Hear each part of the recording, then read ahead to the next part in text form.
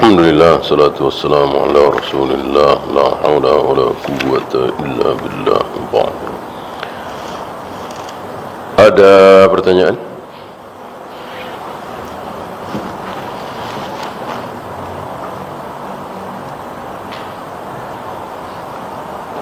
Kerja di restoran ketika bulan Ramadan siang buka, apakah karyawan berdosa? Iya tentu. Berarti ta'awun kan? Tolong menolong dalam dosa. Maka ya satu-satunya jalan ya keluar. Tidak boleh. Bagaimana kalau yang makan orang kafir? Sama saja.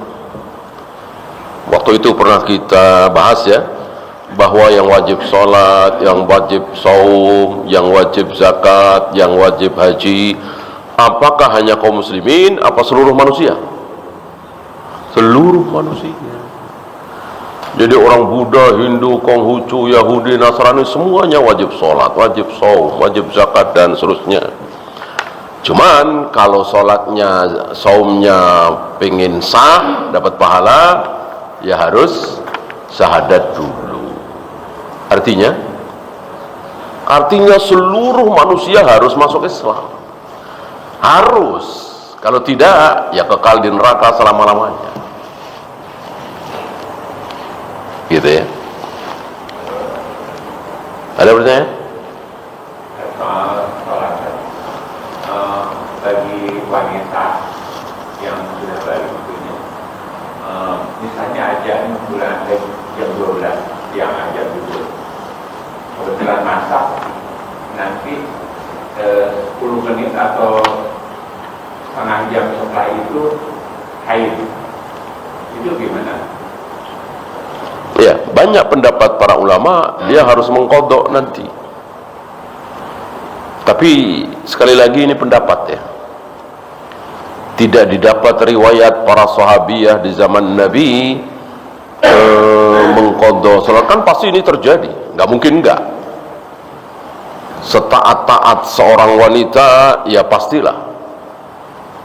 Nggak mungkin seluruh sahabiyah begitu azan masuk sholat, masuk waktu sholat langsung sholat, ya setaat-taatnya. Mungkin sedang dalam perjalanan, mungkin sedang nyusuin bayinya, mungkin sedang nyuapin anaknya.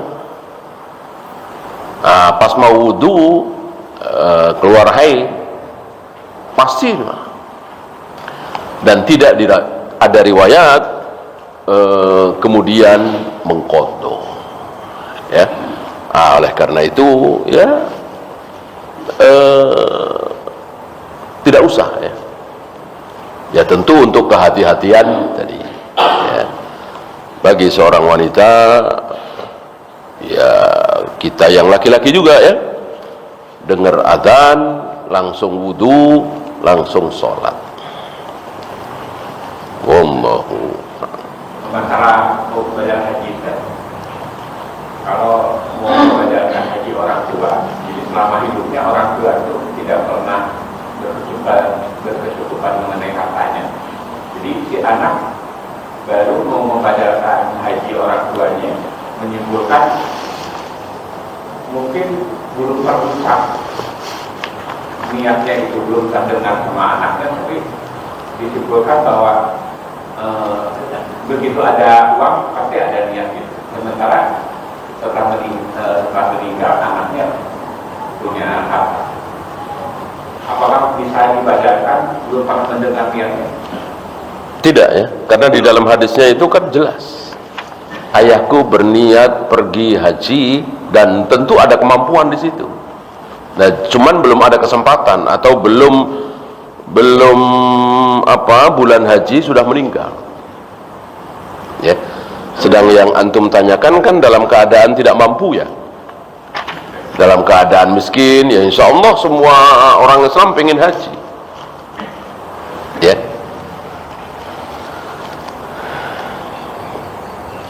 Bahkan Imam Malik dengan yakin ini khusus haji yang nazar. Kalau di luar nazar enggak ada. termasuk saum ya. Wallahu a'lam.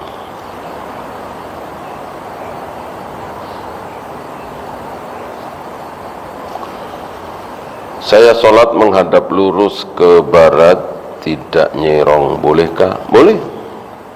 Boleh. Mana dalil? Sabda Nabi alaihi salatu wassalam yang mengatakan bahwa kiblat arah sholat bagi penduduk Madinah adalah antara timur dan barat, bainal masyriqi wal maghrib. Padahal antum tahu dari Madinah menghadap ke Mekah itu arah mana? Selatan ya. Kenapa beliau nggak bilang selatan aja? Ya, beliau bilang selatan selesai. Ya. Kenapa antara timur dan barat? Emang selatan itu antara timur dan barat. Artinya apa? Artinya ketika kita sholat tidak harus plok persis menghadap ke Ka'bah. Boleh begini, boleh begini, boleh begini, boleh begini, boleh begini. Yang penting jangan membelakangi. Gitu ya. Bahwa kita harus plek persis menghadap Ka'bah, betul kalau Ka'bah di depan mata kita. Tentu tidak boleh kita ngelihat Ka'bah di situ jarak 20 meter atau 15 meter kita sengaja begini, ya nggak boleh. Ketika kita di luar Masjidil Haram, maka cukup kita menghadap ke arah Masjidil Haram.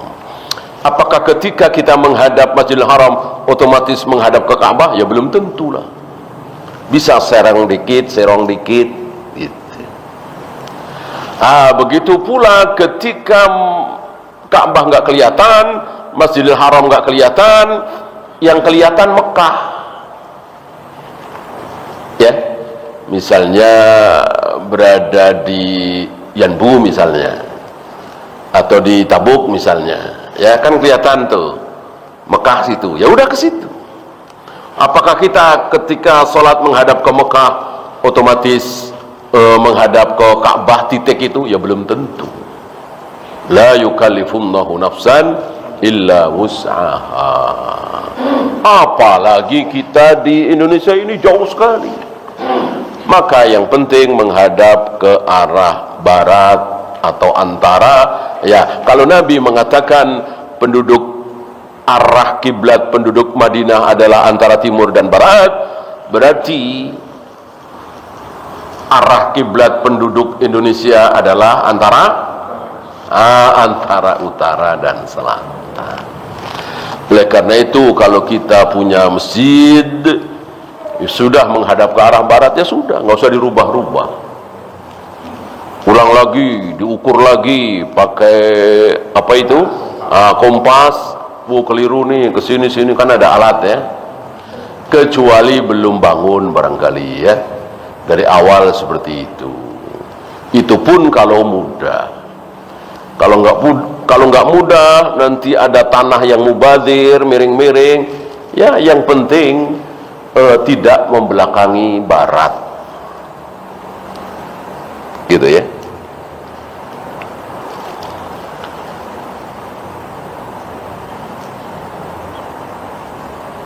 Bagaimana adat sebelum akad nikah memberi uang dapur kepada keluarga calon istri? Ya ini kan bukan ibadah mahdoh. Ini kan gairu mahdoh, bantu seperti ya boleh-boleh saja. Mengatakan wajib jangan, mengatakan haram jangan. Ya boleh saja. Ya. Ketika tidak dilakukan jangan dicela. Ya. Karena satu dan lain hal tidak melakukan ya tidak tercela.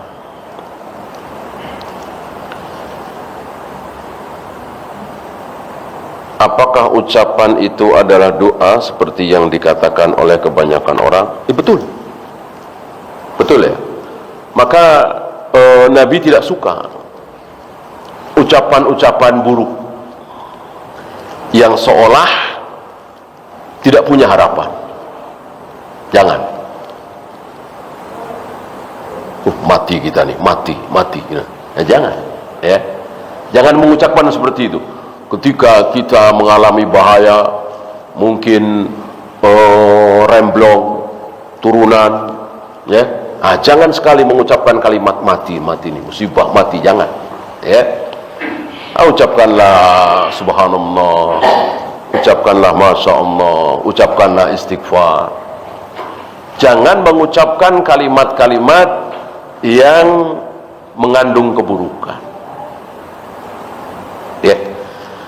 Nabi pernah menjenguk seorang tua sakit parah. Seperti biasa Nabi ketika menjenguk orang sakit selalu memberikan harapan. La ba'sa tahurun insyaallah, enggak apa-apa. Tahur insyaallah, sembuh insyaallah, menjadi penggugur dosanya, diberi harapan. Nah, orang tua ini kaget. Ya Rasul, engkau bilang enggak apa-apa. Umurku sudah tua, penyakitku begini parah. Aku sudah, kalau istilah kita udah bau tanah, sudah mendekati ke tanah. Kata Nabi, oh begitu, ya udah. Benar, besoknya mati. Ya, karena kalimatnya buruk. Gitu. Maka walaupun parah, walaupun kata dokter nggak ada harapan, Allah Maha Kuasa. Maka boleh saja ketika seseorang berpenyakit kanker misalnya stadium 4, dokter sudah angkat tangan, ya boleh. Ya Allah, dokter boleh angkat tangan, tidak sanggup, tapi engkau Maha Kuasa. Seandainya engkau berkenan menyembuhkan anakku ini, kecil bagimu ya Allah, tunjukkan kekuasaanmu ya Allah, sembuhkan. Bolehkah? Boleh. Boleh untuk berdoa dengan hal seperti itu, tidak haram.